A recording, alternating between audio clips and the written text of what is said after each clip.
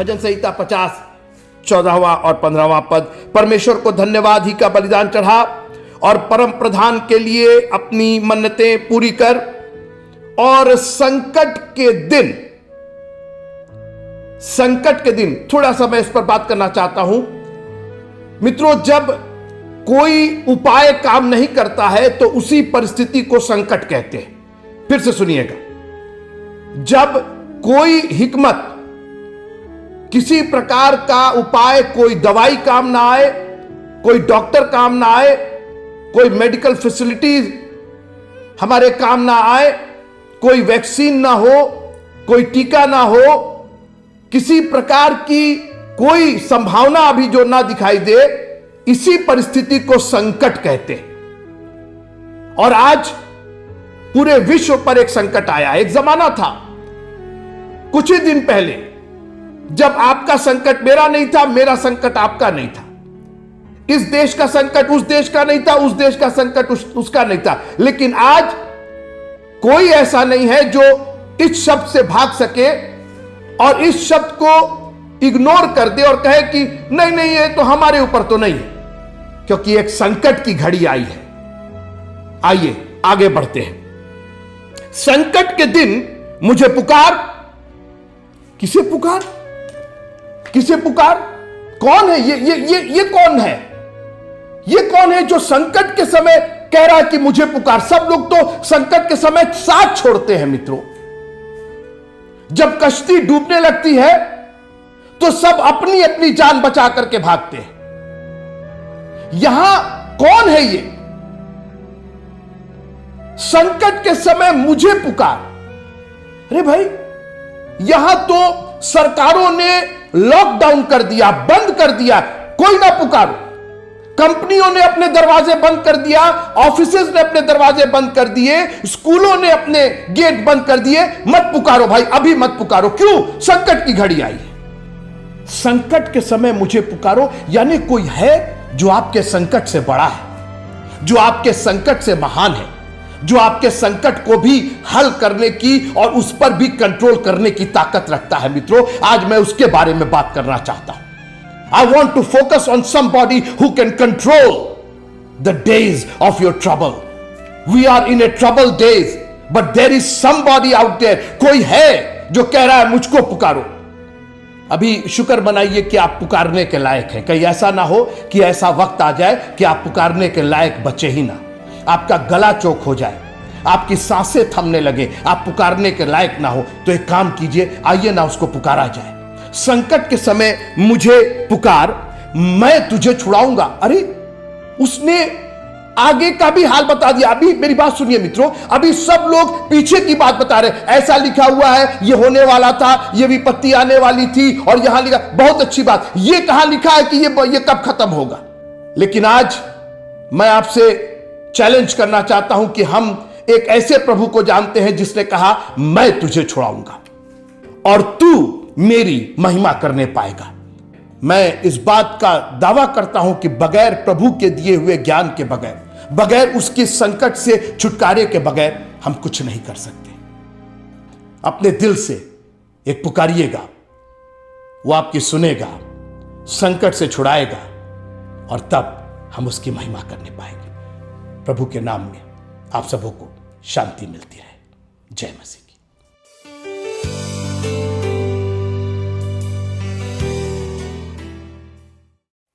खुदावंद यीशु मसीह के पवित्र और मधुर नाम में आप सबों को जय मसीह की। आज की इस खूबसूरत बेला में खुदावंद यीशु मसीह के चरणों में आप सबों का खैर मकदम और स्वागत है। We welcome all of you in the presence of the Almighty God and we bless you in the name of Jesus.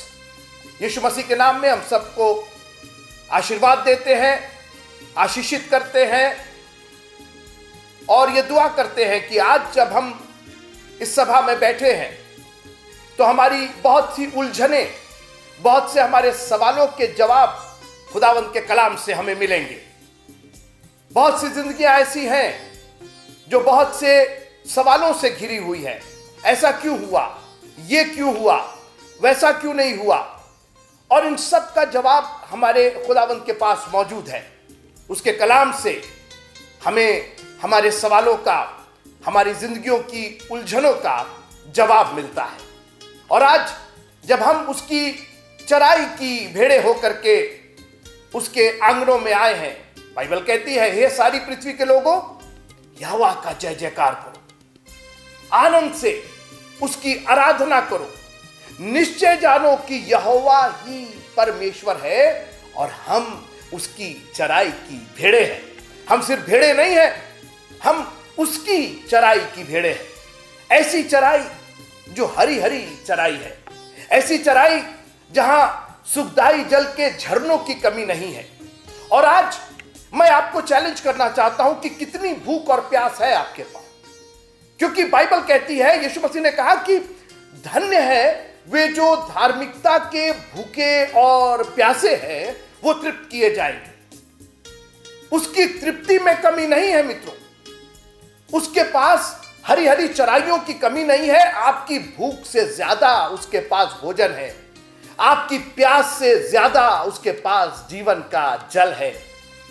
सवाल इस बात का है, आप कितने भूखे और प्यासे हैं, आप कितने लालायित हैं। और आज मैं आपसे निवेदन करना चाहता हूं कि मेहरबानी से इस करीब करीब 1 घंटे की इस सभा में हर काम छोड़ करके अपने खुदावंद के चरणों में बैठ जाइए। बहुत सारे काम आपके हो जाएंगे मित्रों। और यह भी एक दावा है कि अगर आपने इस सभा को, परमेश्वर की इस उपस्थिति को नेग्लेक्ट किया, इसको तुच्छ जाना मित्रों, तो कहीं ऐसा ना हो कि सारे काम आपके उल्टे सीधे हो जाए।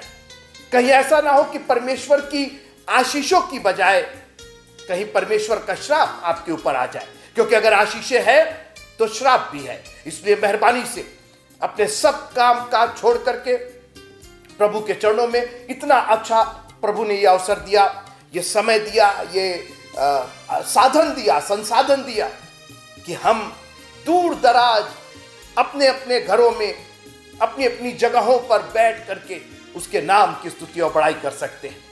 और मैं इस वक्त महसूस कर रहा हूं कि हम सब जुड़े हुए हैं इस इंटरनेट के माध्यम से, इस वीडियो के माध्यम से।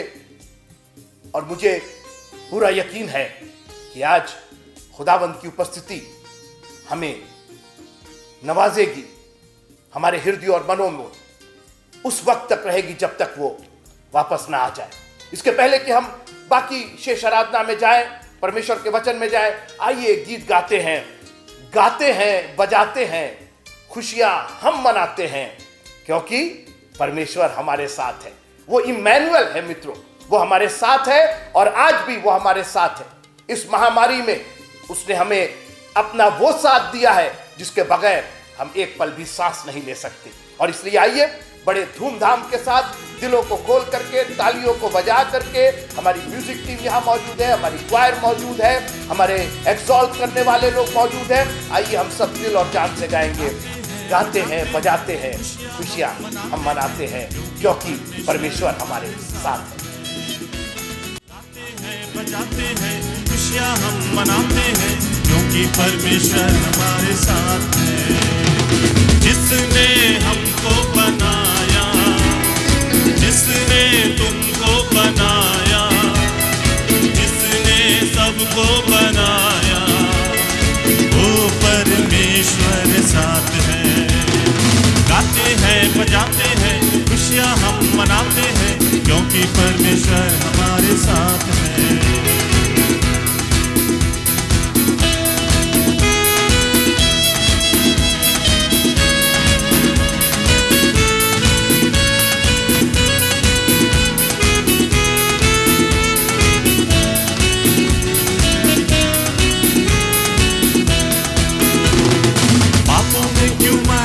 हो यारो, यीशु को तुम अपना लो।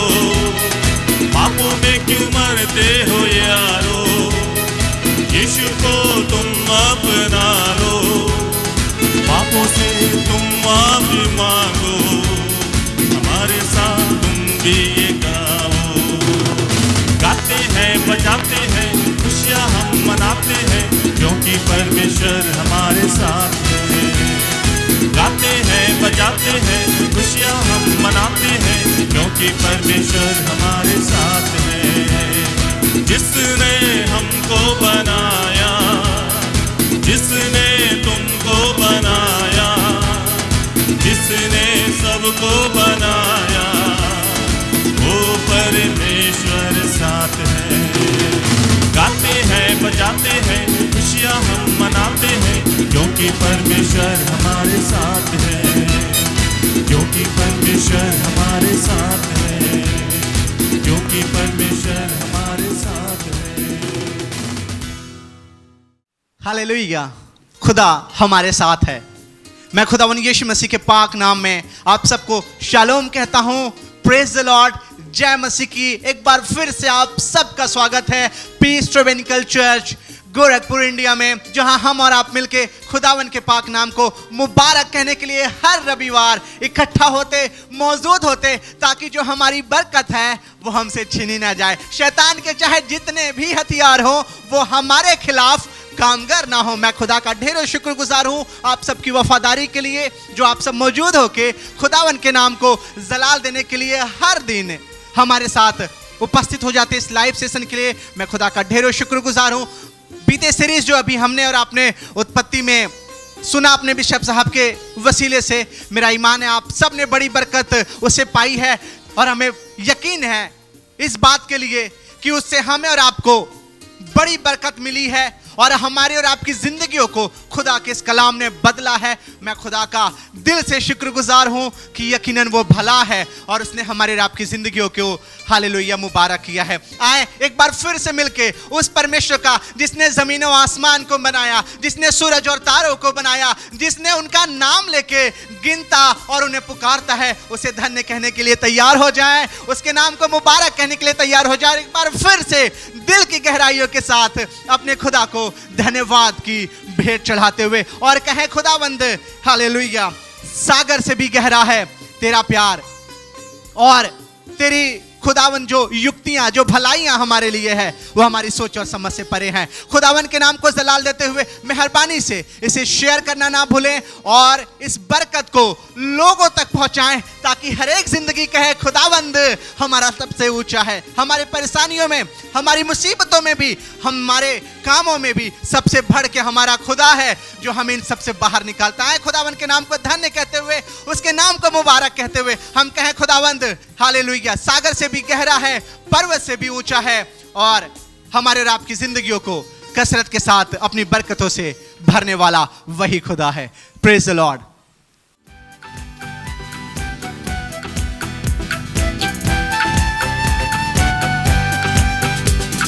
सागर से भी गहरा, पर्वत से भी ऊंचा, तारों से भी ज्यादा प्यार है तेरा। सागर से भी गहरा, पर्वत से भी ऊंचा, तारों से भी ज्यादा प्यार है तेरा। प्यार है, तुझसे ही प्यार है, प्यार है तुझसे यीशु, प्यार है तुझसे ही प्यार है, प्यार है तुझसे यीशु। हालेलुया, हालेलुया,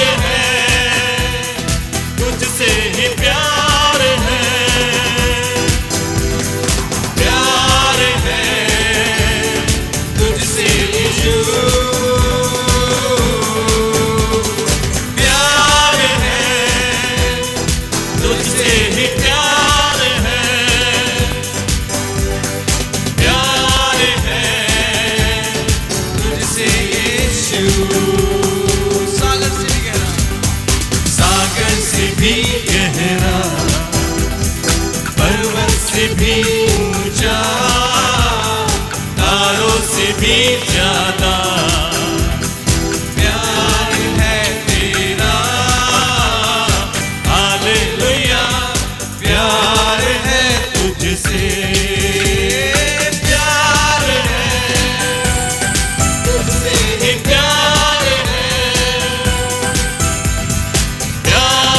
है तुझसे यीशु,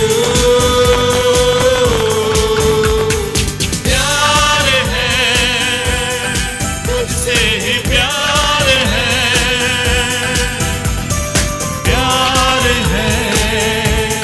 तुझसे यीशु।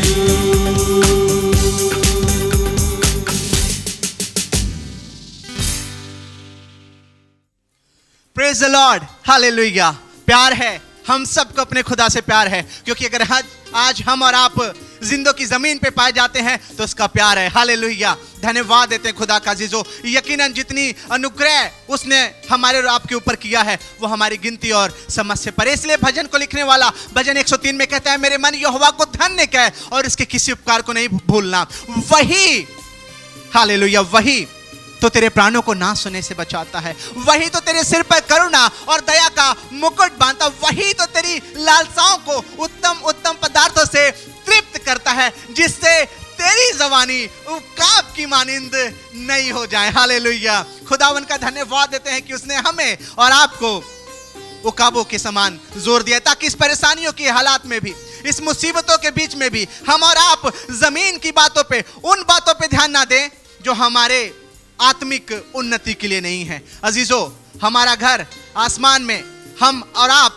यहाँ के नहीं बल्कि खुदा के पास जाने वाले लोग हैं, तो अपनी आंखों को आसमानों पे रखें, अपने आंखों को अपने खुदा पे लगाएं, क्योंकि आशीष और बढ़ती उसी की ओर से है। वो अकाल में भी आपको हरा भरा रखेगा।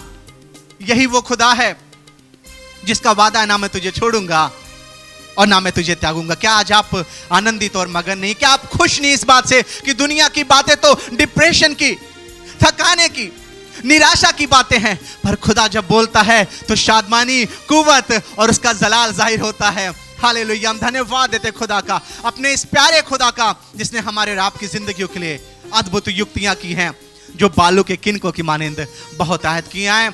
हम इससे पहले दुआ में चले, हम आपसे निवेदन करेंगे कि आज जिन भी हालातों में हम और आप पाए जाते हैं, खुदा को कह दे, खुदावंद आज हमें तेरे सहारे की जरूरत है, आज हमें तेरे सहारे की जरूरत है। इस जहां के रास्तों पे खुदावन हम अकेले नहीं जा सकते, अगर चलना भी चाहें तो शायद हम ठोकर खा के गिर पड़ेंगे, शायद हम अंधेरों में रह जाए खुदावंद, लेकिन कहें आज परमेश्वर से, खुदावंद हमारे हाथों को तू थामना, हमें तेरे सहारे की जरूरत है। जिस तरह डैनियल उस गुफा में, उस शेरों की मान में जब डाला गया तो शायद उसे कुछ नजर नहीं आता था, सिवाय शेरों के, परेशानियों के, मुसीबतों के, उसके सामने कोई सहारा नहीं दिख पड़ता था, लेकिन उसने कहा, उसने ये जाना कि परमेश्वर उसका छुड़ाने वाला यहोवा यिरे जो मुहैया करता है, वो हमारी और आपकी सहायता करने के लिए तैयार है। आज की सुबह जब हम और आप इस लाइव सेशन में जुड़े हुए हैं, आप फेसबुक के पेज पे हमें और जब सुनने पा रहे हैं आप, तो मेरा ईमान है कि खुदावन ने आपको भी चुना है, आपको भी बरकतों से भरा है। मेहरबानी से खुदावन के नाम को मुबारक कहना, उसे किसी भी रीति से, हालेलुया, उसकी प्रशंसा करना ना भूलें, उसे धन्य कहना ना भूलें।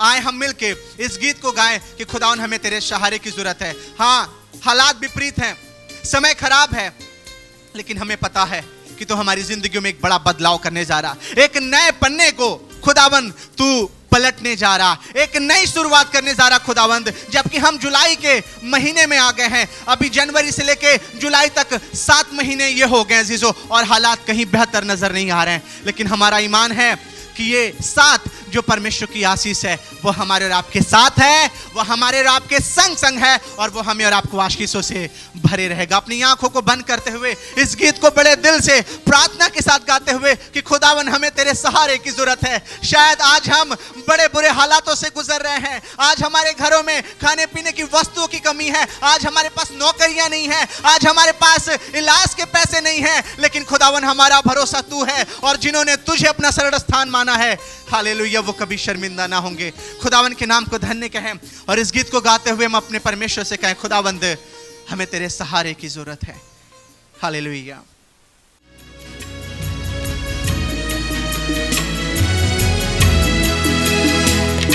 सहारा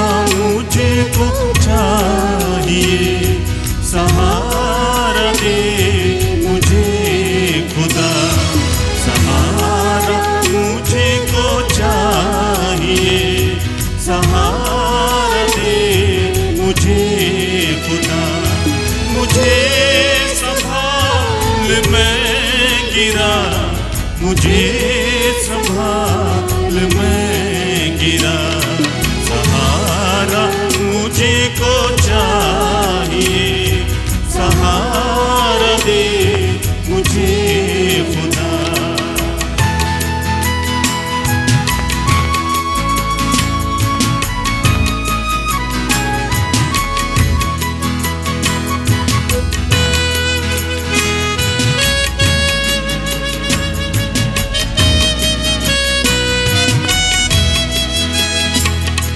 ये बोझ जो गुनाहों का मैं लेके आज चल रहा, ये बोझ जो गुनाहों का मैं लेके आज चल रहा, उठाएगा अगर कोई वो तू ही तो है खुदा, उठाएगा अगर कोई वो तू ही तो है खुदा। मुझे संभाल मैं गिरा, मुझे संभाल मैं गिरा, सहारा मुझे को चाहिए, सहारा दे मुझे खुदा।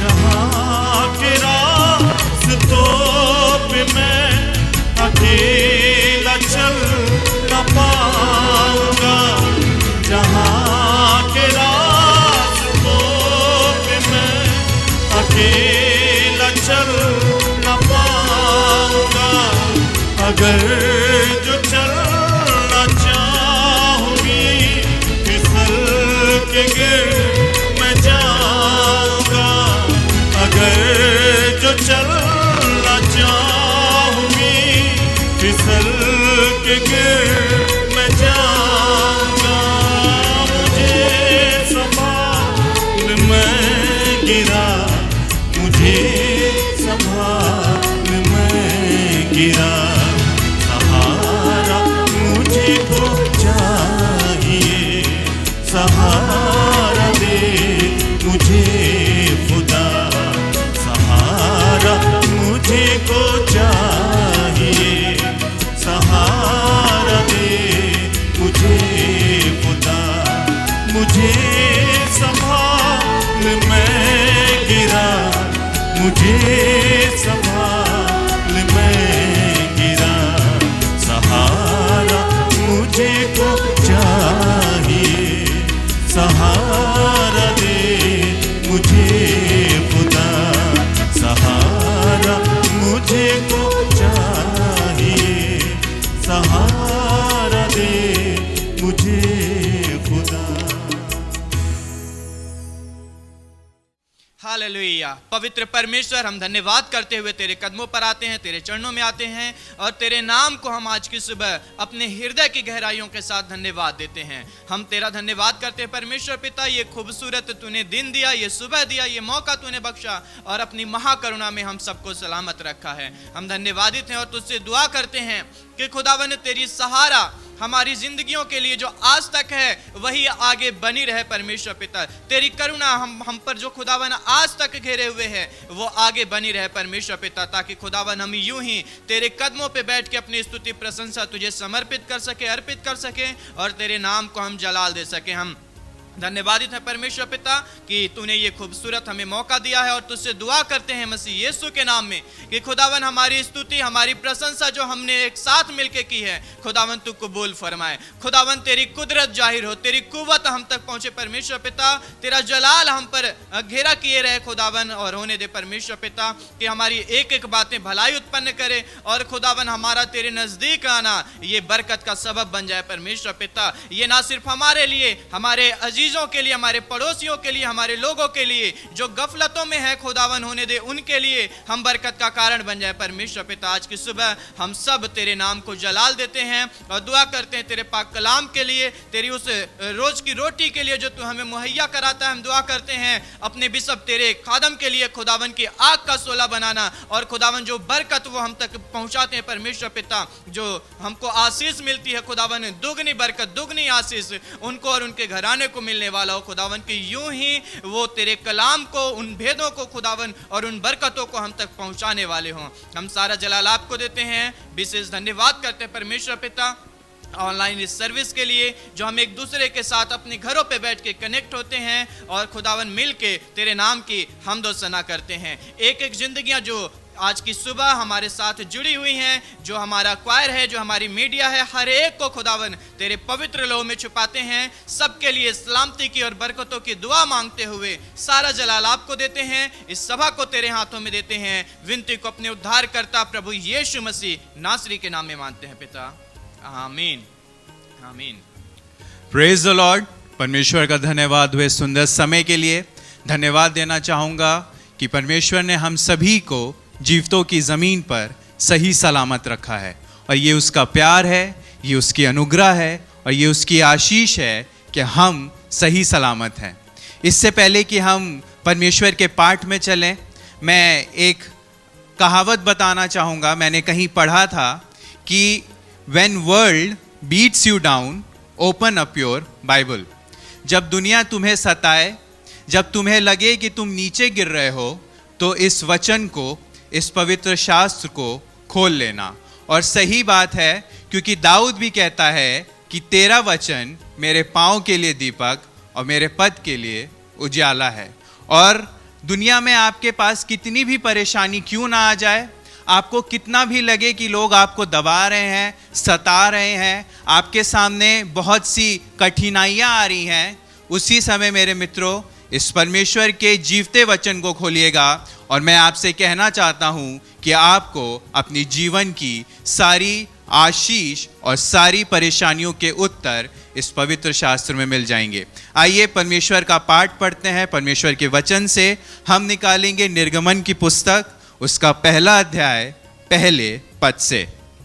इज़राइल के पुत्रों के नाम जो अपने अपने घराने को लेकर याकूब के साथ मिस्र देश में आए ये हैं: रूबेन, शिमोन, लेवी, यहूदा, इस्साकार, जबूलून, बिन्यामिन, दान, नप्ताली, गाद और आशेर। और यूसुफ तो मिस्र में पहले ही आ चुका था। याकूब के निज वंश में जो उत्पन्न हुए वे सब 70 प्राणी थे। यूसुफ और उसके सब भाई और उस पीढ़ी के सब लोग मर मिटे, परंतु इज़राइल की संतान फूलने फलने लगी और वे लोग अत्यंत सामर्थी बनते चले गए और इतना अधिक बढ़ गए कि सारा देश उनसे भर गया। मिस्र में एक नया राजा गद्दी पर बैठा जो यूसुफ को नहीं जानता था।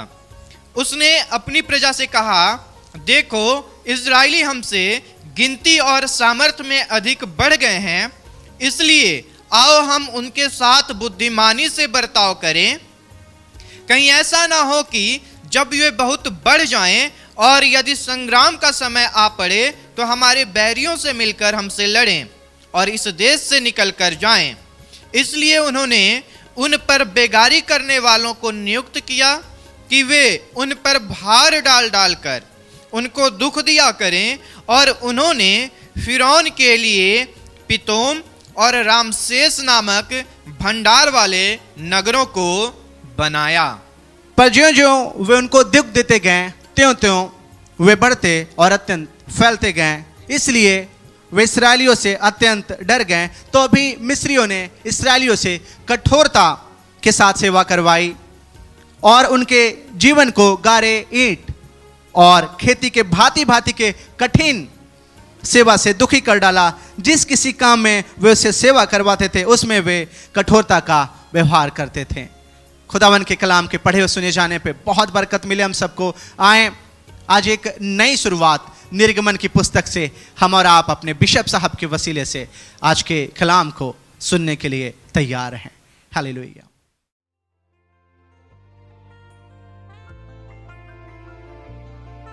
बगैर किसी भूमिका के मैं सीधे परमेश्वर के कलाम पर आपको ले जाना चाहता हूं। निर्गमन की पुस्तक उसका पहला अध्याय।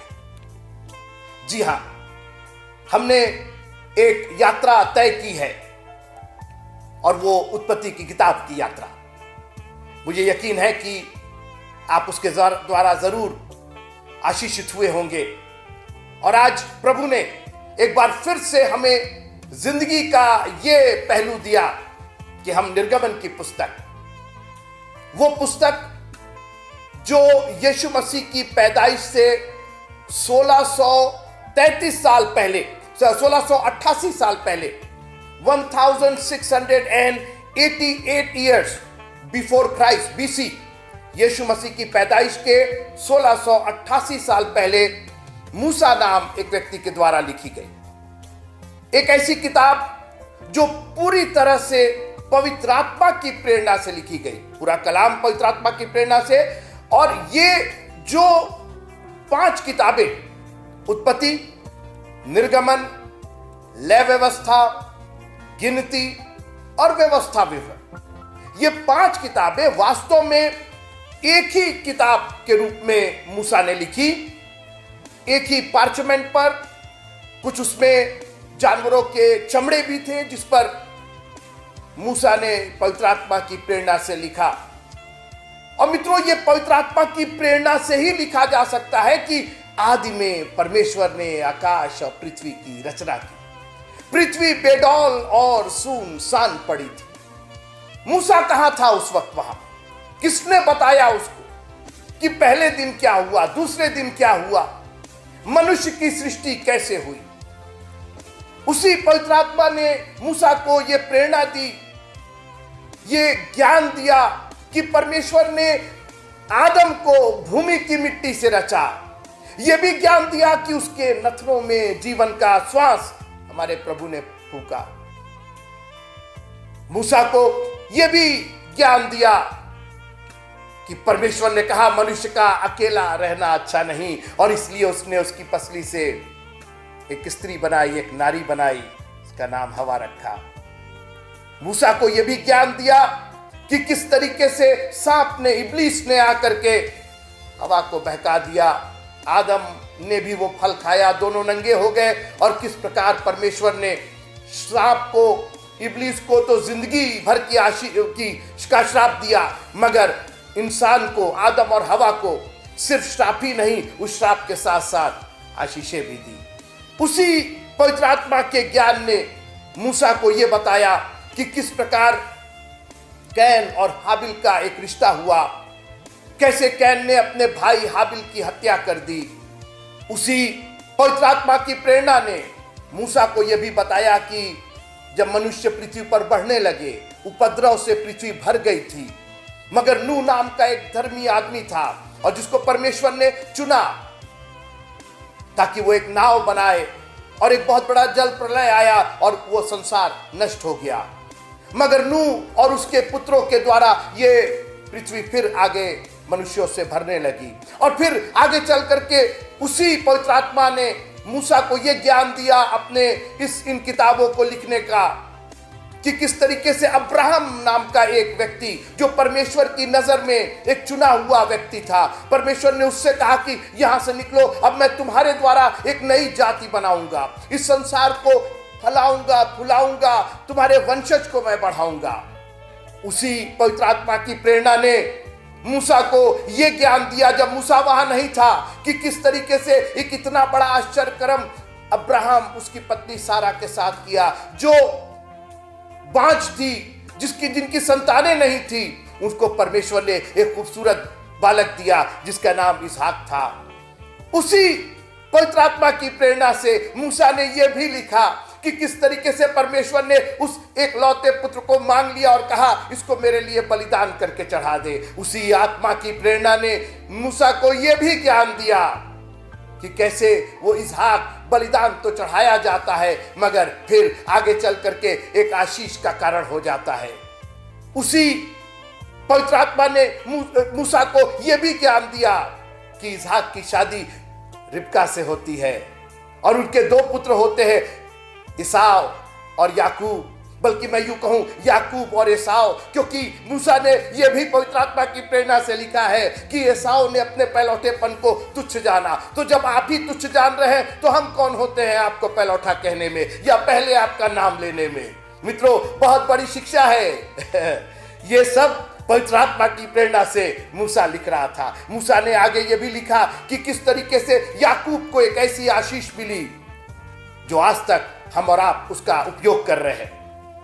आगे उसने यह भी लिखा पवित्र आत्मा की प्रेरणा और पवित्र आत्मा के दिए ज्ञान से कि यूसुफ नाम का उसी का एक बेटा, याकूब का एक बेटा परमेश्वर का चुना हुआ, और किस तरीके से वो मिस्र में भेजा जाता है। और जब चारों ओर हाहाकार और अकाल नहीं, भयंकर अकाल पड़ा था, ऐसे समय में अगर कोई बचा तो बचा कौन? वो मिस्री लोग, वो इब्रानी लोग, वो यूसुफ और उसके खानदान के लोग बचाए गए। मित्रों, परमेश्वर ने पहले से ही इंतजाम कर दिया। यूसुफ ने इस बात को बोला कि परमेश्वर ने मुझे तुम्हारे आगे भेजा कि तुम्हारा वंश बचाया जाए, ये मिस्री बचाया जाए। किसने ये प्रेरणा दी मूसा को लिखने की? पवित्र आत्मा ने दी। मित्रों, कैसा खूबसूरत हमारा प्रभु है जो हजारों साल की बातें अपने पत्र हम हो चाहे ना हो, लेकिन पवित्र आत्मा की प्रेरणा से वो हमें ऐसी ऐसी ज्ञान की बातें बताता है। और आज भले ही हम यूसुफ, याकूब, इसहाक, अब्राहम, नूह, आदम और हवा के जमाने में नहीं है, लेकिन अपने वचन के द्वारा उसने हमें ये गूढ़ बातें बताई हैं। और आज हम निर्गमन की पुस्तक पर उसका अध्ययन करने और उसकी यात्रा करने के लिए निकल पड़े हैं। देखिए मित्रों, निर्गमन की पुस्तक को तो होना ही होना था, क्योंकि निर्गमन की पुस्तक की शुरुआत निर्गमन 1 से नहीं हुई है। निर्गमन की पुस्तक की शुरुआत तो 15वें अध्याय किसके? उत्पत्ति के 15वें अध्याय और 13वीं और 14वीं आयत। भाई देवे, अगर आपने उत्पत्ति का 15वां अध्याय का सरमन नहीं सुना है, उस पर व्याख्यान नहीं सुना है, तो मेहरबानी से आप जो नंबर नीचे दिया जा रहा है उस पर कॉल करके आप जरूर उस सरमन को सुनिएगा। वो एक इतनी बड़ी भेद की बात है जो परमेश्वर ने मुझे दिया और मैंने आप तक पहुंचाया है। वो उत्पत्ति का 15वां अध्याय। और जैसा मैंने कहा कि निर्गमन की पुस्तक की नींव उत्पत्ति की पुस्तक के 15वें अध्याय में पड़ चुकी थी। निर्गमन की पुस्तक को तो लिखा ही जाना था, क्योंकि अगर निर्गमन की पुस्तक नहीं लिखी जाती तो फिर उत्पत्ति की पुस्तक का कोई मतलब नहीं होता। अगर पहली सीढ़ी नहीं बनी है तो फिर दूसरी सीढ़ी नहीं बन सकती, और अगर दूसरी सीढ़ी बनी है तो बगैर पहली के दूसरी बन ही नहीं सकती। और आपको याद होगा तब यहोवा ने अब्राहम से कहा, ये निश्चय जान कि तेरे वंश पराये देश में परदेसी होकर रहेंगे और उस देश के लोगों के दास हो जाएंगे और वे उनको 400 वर्ष तक दुख देंगे। एक एक लाइन निर्गमन की पुस्तक में पूरी हो रही है। फिर वे जिस देश के दास होंगे उसको मैं दंड दूंगा और उसके पश्चात वे बड़ा धन वहां से लेकर निर्गमन हो जाएंगे, निकल जाएंगे।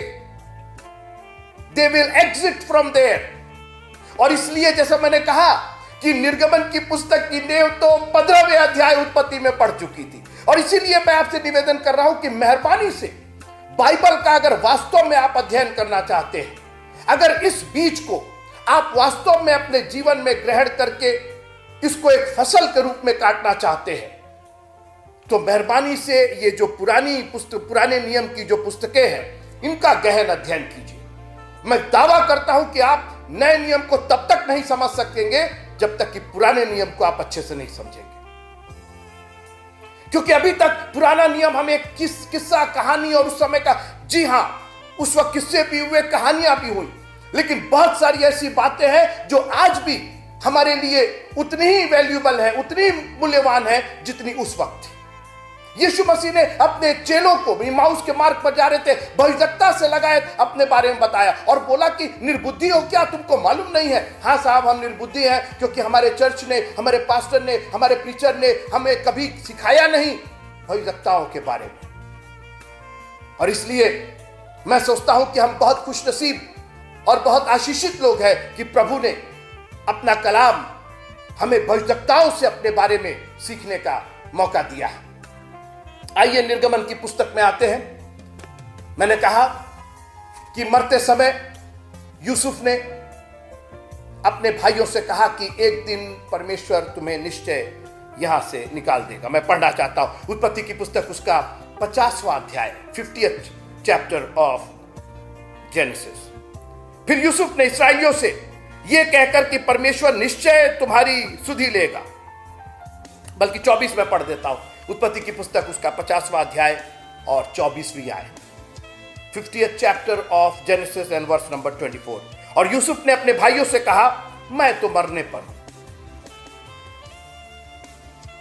एक अच्छी सी पक्की कब्र बनवाना, देखना कि उस पर जो पत्थर लगे वो संगमरमर का पत्थर हो और सफेद रहे वो, और काफी चौड़ी। मरने पर तो आदमी यही, आज हमारी यही दशा मित्रों, आज मिस्र के होकर के रह गए, लेकिन ये शख्स मिस्र का सेकंड इन कमांड होने के बावजूद इतना शक्तिशाली और इतना प्रभावशाली, मिस्र का इतना आशीषित, मिस्र में इतना आशीषित, ना सिर्फ खुद उसने अपने आप को बचाया, अपने खानदान को बचाया, मिस्रियों के लिए वो एक ईश्वर के समान हो गया, फिरौन का पिता सा हो गया।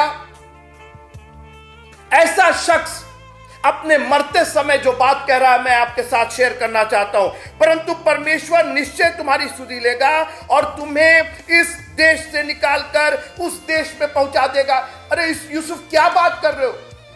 तुम कहां उस देश की बात कर रहे हो? तुमको तो कितना आदर सम्मान, रुपया पैसा, धन दौलत, बंगला, गाड़ी सब तो यहां मिला तुमको, और तुम अभी भी दूसरे देश की बात कर रहे हो जिसके देने की उसने इब्राहिम, इसहाक और याकूब से शपथ खाई थी। अरे क्या बात कर, सोचिए आप, अपने आप को मरते समय भी परदेसी ही जान रहा है। उसने कहा हाँ हम जरूर यहां रहे हैं, इसमें कोई शक नहीं है कि यहां से मेरी रोजी रोटी थी, मेरी नौकरी थी, मेरी पेंशन थी, मेरा घर द्वार, मेरी प्रॉपर्टी थी, सब था, लेकिन हम यहां के नहीं हैं और ना हम यहां रहना चाहते हैं। मरने के बाद भी मैं जीवितों के उस जगह जाना चाहता हूं जो हमारे प्रभु ने हमारे लिए तैयार की है। जब वो तुरही का शब्द फूंका जाएगा, मैं उस जगह पर जाना चाहता हूं जब प्रभु हमको लेने के लिए आएगा। और उसने कह दिया था कि एक दिन प्रभु तुम्हारी सुधि लेगा।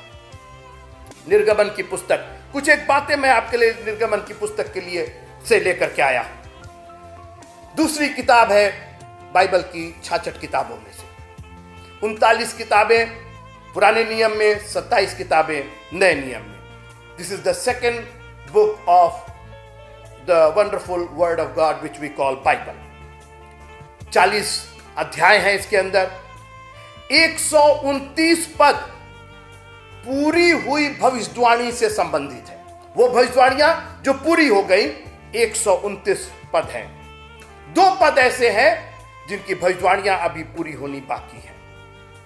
परमेश्वर ने 73 संदेश, 73 वचन अपने बोले हैं निर्गमन की पुस्तक में। 827 आज्ञाएं हैं, कमांडमेंट्स हैं, 28 वाचाएं हैं। मूसा ने 42 अपने जीते जी 42 आश्चर्य कर्म किए और उसमें 35 निर्गमन की पुस्तक में दर्ज है। निर्गमन की पुस्तक उत्पत्ति की पुस्तक से अलग नहीं है, क्योंकि उसकी लाश को, यूसुफ की लाश को संदूक में रख करके मिस्र में रखा गया था। और अब मिस्र की चर्चा होती है। यहां एक नया कैरेक्टर, एक नया जन प्रभु चुनता है जिसका नाम मूसा है। लेकिन उसके पहले मैं एक बात कह करके आज यह अध्ययन समाप्त करना चाहता हूं। निर्गमन की पुस्तक, उसका पहला अध्याय और उसकी 6वीं और 7वीं आयत। और यूसुफ और उसके सब भाई और उस पीढ़ी के सब लोग मर मिटे। मैं एक स्टेटमेंट बोलना चाहता हूं, we have great people but our God is greater than them. हमारे पास महान विभूतियां और महान लोग हुए, लेकिन हमारा प्रभु उन सब से अधिक महान है। ये यूसुफ, याकूब, इब्राहिम, इसहाक, ये सब महान विभूतियां, पवित्र लोग, परमेश्वर पर विश्वास के ऐसे खंभे जिनको कोई डिगा नहीं सका। मिस्र का सारा अन्न भी उनको मिस्र में रोक नहीं सका। मिस्र की सारी इज्जत, सारा गौरव, मिस्र में इतना धन दौलत होने के बावजूद मिस्र उन्हें रोक नहीं पाया। ऐसे लोग मर मिट गए, क्योंकि परमेश्वर ने कहा था कि तू मिट्टी है और मिट्टी में ही मिल जाएगा। और मैं आपको याद दिलाना चाहता हूं कि मैं और आप दोनों मिट्टी हैं, ये मत भूलिएगा। कई बार हम सोचते हैं कि हम लोहे से, स्टील से बने हुए हैं, हम सोने चांदी से बने हुए हैं, इसीलिए उसके पीछे दीवाने रहते हैं, हमें ये चाहिए वो चाहिए। लेकिन याद रखिएगा, आप कितनी भी चीजें, संसाधन इस संसार में हासिल कर लें, एक दिन हम और आप मर और मिट जाएंगे। रहेगा सिर्फ तो खुदा और उसका कलाम रहेगा। मित्रों, अनादिकाल से अनंत काल तक तू ही ईश्वर है। आप खुश नहीं है कि आप एक ऐसे प्रभु की उपासना करते हैं कि हमारे मरने और मिटने के बावजूद हमारा प्रभु कल, आज और युगानुयुग एक सा है। आगे सुनिए। और इस्राएल की संतान फूलने फलने लगी। अब ध्यान दीजिएगा, इसके पहले पद में पढ़िएगा तो याकूब की संतान मर मिट गई। आपको याद होगा, याकूब उसका सांसारिक नाम, लेकिन इस्राएल परमेश्वर के दूत के द्वारा दिया गया था। तो याकूब की जो सांसारिक संतानें थी, जो सांसारिक रूप से उससे पैदा हुई थी, वो सब मर और मिट गए। लेकिन आगे खानदान क्या चला? इस्राएल का खानदान चला। The spiritual family of Jacob began to grow and multiply। आज मैं आपसे निवेदन करना चाहता हूं, कुछ आत्मिक संतानें पैदा कीजिए मित्रों, कुछ आत्मिक वंशज पैदा कीजिए। ये सांसारिक वंशज के पीछे हम लोग दीवाने हुए जाते। हम लोग क्या कर दे उनके लिए, ये दे दे वो दे दे।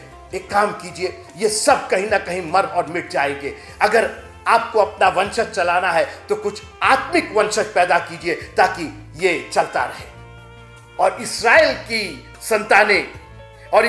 संतानें फूलने और फलने लगी, क्योंकि ये स्पिरिचुअल संतानें थी। मगर इस फूलने और फलने में एक कमी आ गई। मैं आगे कहना चाहता हूं, और वे लोग अत्यंत सामर्थी बनते चले गए और इतना अधिक बढ़ गए कि कुल देश उनसे भर गया। ये मेजॉरिटी में हो गए। ये वर्ड मैं यूज करना चाहता हूं क्योंकि हमारे हिंदुस्तान में एक वर्ड चलता है माइनॉरिटी का। क्रिश्चियन लोग माइनॉरिटी में है, माइनॉरिटी में है, माइनॉरिटी में। हम लोग इसी पर परेशान रहते हैं। और आज एक विचार देकर के आपसे विदा लेना चाहता हूं। कितने मेजॉरिटी होना चाहते हैं आप कहेंगे क्यों ना हो? अरे अच्छी बात है।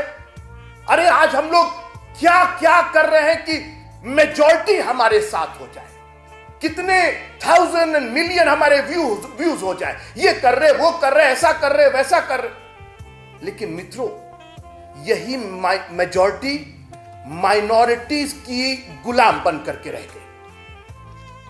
सुनिएगा 11वां पद, निर्गमन पहला अध्याय और 11वां पद। इसलिए उन्होंने उन पर बेगारी कराने वालों को नियुक्त किया कि वे उन पर भार डाल डालकर उनको दुख दिया करे। अरे ऐसा कैसे हो सकता है? वो मेजॉरिटी में है भाई, बहुसंख्यक है वो लोग। इब्रानी लोग यूसुफ के, अब ये इस्राएल के पुत्र फूलने फलने लगे, संख्या में बढ़ गए मित्रों, नंबर्स में बढ़ गए, मगर परमेश्वर से दूर होते चले गए। हम आगे आएंगे, आप घबराइए नहीं, हम आगे आएंगे इस बात पर। हम कहीं इधर उधर से बात नहीं कर रहे हैं। ये नंबर्स में तो बहुत बढ़ गए, और आज बहुत सी बड़ी बड़ी कलीसियाएं नंबर्स में तो बढ़ गई हैं, मगर स्पिरिचुअलिटी में माइनॉरिटी हो गई है। जब किसी डिनर का आयोजन किया जाता है तो हजारों लोग चले आते हैं, मगर जब प्रेयर और फास्टिंग का आगाज किया जाता है तो माइनॉरिटी ही रह जाती है। मेजॉरिटी में बहुत लोग दिखाई देते हैं। जब हमारे त्योहार होते हैं तो मेजॉरिटी में आपको लोग दिखाई देंगे, मगर जब प्रेयर और फास्टिंग और परमेश्वर के वचन को, और जब ठहरे रहना होता है, जब टेरी मीटिंग होती है, जब पवित्र आत्मा की सामर्थ पाने के लिए मीटिंग होती है, तो माइनॉरिटी ही आपको चर्च में दिखाई देती है।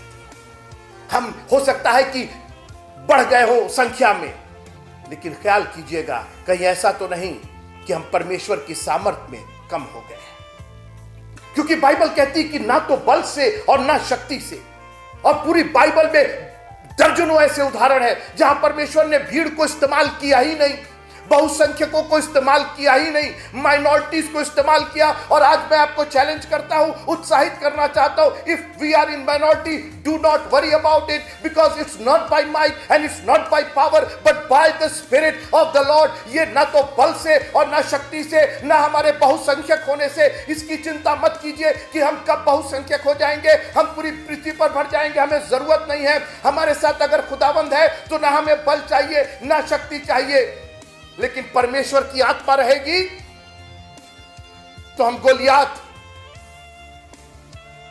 को धराशायी करने में वक्त नहीं लगाएंगे। ये हो तो गए थे संख्या में, बहुत बढ़ गए थे, मगर गुलामी की हैसियत से रह रहे थे, गुलामों की हैसियत से रह रहे थे। मिस्री थोड़े थे, मिस्रियों ने कहा कि कहीं ऐसा ना हो कि ये हम पर प्रबल हो जाए। अरे मिस्री ये नहीं प्रबल हो सकते हैं, क्योंकि जो बल इनका है, परमेश्वर हमारा शरण स्थान और बल है, उसको तो इन्होंने कब का छोड़ दिया है। ये तो अब पहचान में ही नहीं आते कि ये इब्रानी है कि मिस्री है। हम आगे चलेंगे, हम बात करेंगे। इन्होंने वही तौर तरीके अपना लिए थे। यूसुफ तक तो ठीक चलता रहा, मगर उसके भाइयों का ये खानदान था, ये फले फूले।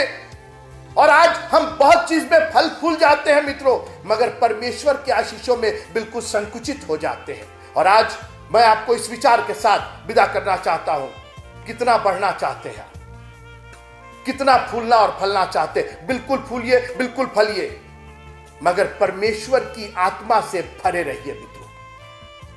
परमेश्वर की सामर्थ्य में आगे बढ़ते चले जाइए। अगर अपने परिवार को आगे बढ़ाना है, आत्मिक वंशज पैदा कीजिए मित्रों, ताकि हम माइनॉरिटी में भी हो करके, अल्पसंख्यक हो करके भी बहुसंख्यकों पर प्रबल रहे। प्रभु आप सबको बहुत आशीष दे। जय मसीह की। Praise the Lord.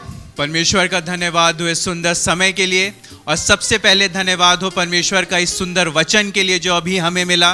परमेश्वर अपने दास को बहुत आयत से आशीष दे, और इसी तरह वो परमेश्वर के वचनों से हमें इनकरेज करते रहें और परमेश्वर में आशीष देते रहें।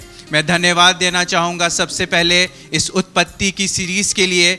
अक्सर लोग समझते हैं कि जो उत्पत्ति की किताब है वो सिर्फ संसार की सृष्टि और मनुष्यों की सृष्टि के बारे में है, और अक्सर मैंने कहीं पढ़ा है कि लोग ये भी कहते हैं कि book of genesis is a book of history.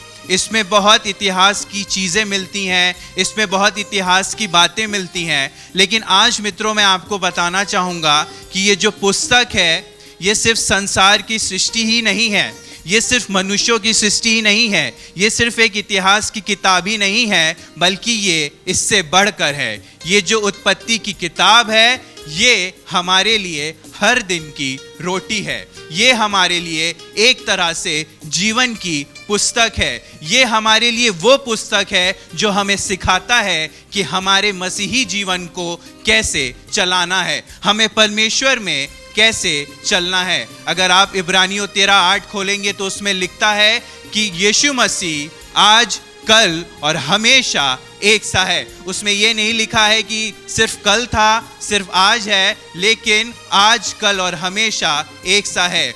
अगर आप इसे ऐसे देखें कि आज से हजारों साल पहले जब लोग इसे पढ़ते थे तो उस समय भी, यानी उस समय भी ये जो जीवन की पुस्तक थी, ये जो हर दिन की रोटी थी, ये उस समय उन लोगों के लिए रेलेवेंट थी या उन लोगों के लिए प्रासंगिक थी। जब हमारे माता पिता इस उत्पत्ति की किताब को पढ़ते थे तब भी ये उनके लिए हर दिन की रोटी थी। ये उस समय भी उन्हें बताता था कि परमेश्वर के मार्ग में कैसे चलना है। और आज जब हम इस पे अध्ययन कर रहे हैं तो इसने हमें भी यही बताया है कि परमेश्वर के मार्ग पे कैसे चलना है, और ये आज भी हमारे लिए जीवन की रोटी है। इसलिए जिस तरह से हमारा परमेश्वर हमेशा समान सा है, वैसे ही ये जो उत्पत्ति की किताब है, ये जो जीवन की रोटी है, हमेशा हमारे लिए समान रहेगी। और मैं धन्यवाद देना चाहूँगा कि इस बार हमने निर्गमन की पुस्तक की श्रृंखला शुरू की है, और मैं परमेश्वर का धन्यवाद देना चाहूँगा कि परमेश्वर ने हमें ये किताब दी है। और जैसा कि निर्गमन 1:7 में लिखा है कि इज़राइल की संतान फलने फूलने लगी और अत्यधिक बढ़ गई। और मैं यही आशा करता हूँ कि जब आप इस निर्गमन की पुस्तक से परमेश्वर के वचन को सुनेंगे हमारे दास के द्वारा, मैं यही आशा करता हूँ कि आप भी परमेश्वर में फलेंगे भी, फूलेंगे भी और अत्यधिक बढ़ते जाएंगे। परमेश्वर आप सभी को बहुत आशीष दे। इससे पहले कि हम अंत को चले, आइए एक विशेष गीत वे भाई विनय के द्वारा हम सुनते हैं। Praise the Lord.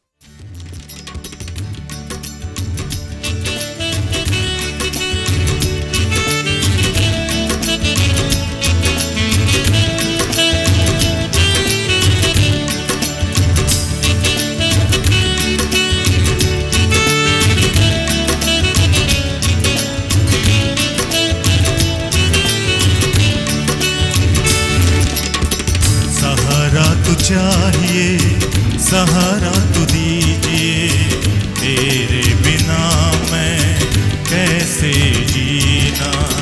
सहारा तू चाहिए, सहारा तू दीजिए, सहारे बिना मैं कैसे जीना। तुम हो करीब में और पास आ जा, तेरे बिना मैं कैसे जीना। तुम हो करीब में और पास आ जा, तेरे बिना मैं कैसे जीना। सहारा तू चाहिए, सहारा तू दीजिए, सहारे बिना मैं कैसे जीना।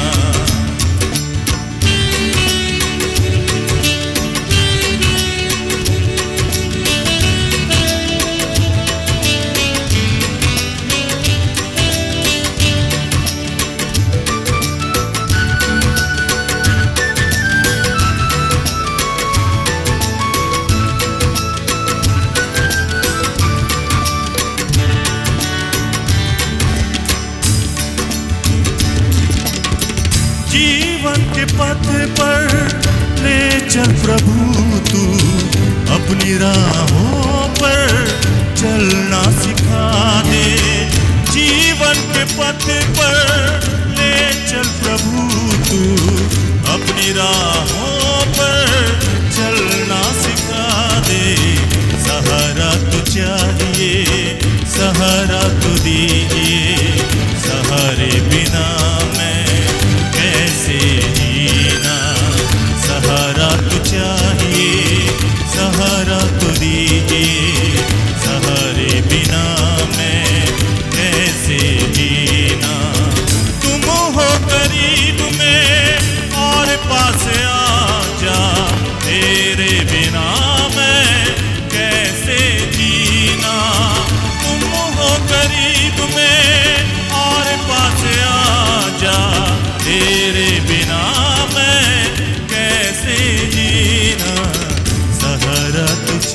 दीजिए, सहारा तू दीजिए, सहारे बिना मैं कैसे जीना, सहारे बिना मैं कैसे जीना, सहारे बिना मैं कैसे जीना। Praise the Lord. परमेश्वर का धन्यवाद हो इस सुंदर गीत के लिए। परमेश्वर प्रभु हमारे भाई को बहुत आशीष दे। और मैं एक खास सूचना के बारे में आपको बताना चाहूँगा। अगर आप ये चाहते हैं कि जो आपके दान हैं वो परमेश्वर के भवन को पहुँच सके, तो आपके सामने एक इन्फॉर्मेशन आएगी, आपके सामने एक स्लाइड आएगी जिसमें हमने सारी डिटेल्स डाल दी है हमारे बैंक की। और हम यही चाहेंगे कि आपका जो दान है वो इसके ज़रिए परमेश्वर तक पहुंच सके। और अगर आपके पास बैंक अकाउंट नहीं है या आप किसी और माध्यम से पहुंचाना चाहते हैं, तो नीचे आपको एक नंबर भी लिखा मिलेगा, आप उस पर फ़ोन कर सकते हैं। और हम पूरी कोशिश करेंगे कि जो आपके दान है वो यहाँ हम तक और ख़ासकर परमेश्वर के भवन तक सही सलामत पहुँच सके। Praise the Lord. और मैं धन्यवाद देना चाहूँगा आप सभी व्यूवर्स का जो शुरू से हमारे साथ बने हुए हैं। और मुझे आशा है कि हम जितना भी परमेश्वर में आपके सामने प्रस्तुत करते हैं, आपको बताते हैं, वो आपके लिए आशीष का कारण ज़रूर बनती होगी। इसलिए एक बार फिर से हम अगले संडे जो कि 12 जुलाई होगा, परमेश्वर के नाम में यहाँ जमा होंगे इस फेसबुक के माध्यम से। और मेरी आपसे यही अनुरोध है कि अगर आपको आज आशीष मिली है तो किन्हीं 2 लोगों को ज़रूर इस बारे में बताइएगा कि वो परमेश्वर के इस वचन में, परमेश्वर की इस महिमा में हमारे साथ जुड़ सके और बहुत आशीष पा सके। आइए हम अंत को चलेंगे। मैं निवेदन करना चाहूँगा पास्टर धर से कि वो आए आज के वचन के लिए, इस पूरी सभा के लिए, हमारे व्यूवर्स के लिए और आज के दान के लिए प्रार्थना करें और हमें परमेश्वर के आशीषित वचन से विदा करें। पास्टर धर। आइए हम प्रार्थना करें।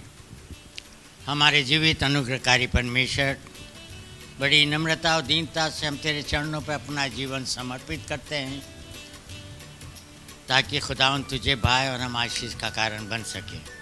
प्रभु जी, आज की पूरी सभा के लिए हम तेरा धन्यवाद करते हैं। तू हमारे बीच में चला फिरा, तेरी आवाज़, तेरी आहट को सुनी और एक मन एक चीज़ से परमेश्वर हमने तेरे वचन को सुना, गीतों को सुना। इसके लिए हम तेरा धन्यवाद करते हैं प्रभु जी। आज का वचन बहुत से लोगों के लिए आशीष का कारण हो सके मेरे प्रभु। विशेष करके प्रार्थना करते हैं प्रभु जी, तेरा वचन हमको सिखाता है कि लेने से देना धन्य है। बहुतों ने अपने हाथों को बढ़ाया है खुदावन, तेरी सेवा के लिए परमेश्वर अपने धन से तेरी सेवा करी है खुदा, उनको बड़ी आशीष दीजिएगा। वैसे आपका वायदा है कि जवान सिंहों को कमी घटी होगी, पर तुम्हें किसी बात की कमी घटी नहीं होगी। इस आशीष के साथ प्रत्येक लोगों को आशीष देते हैं और इस दुआ को हमारे जीवित उद्धारकर्ता यीशु नासरी के पवित्र और मीठे नाम में होके मांग लेते हैं। अब हमारे खुदावन यीशु मसीह का अनुग्रह, पिता परमेश्वर का प्रेम और पवित्र आत्मा की सहभागिता संगति हर एक विश्वासियों के साथ तेरे आने तक हमेशा हमेशा उन पर बनी रहे। आमीन। आप सबों को जय मसीह की।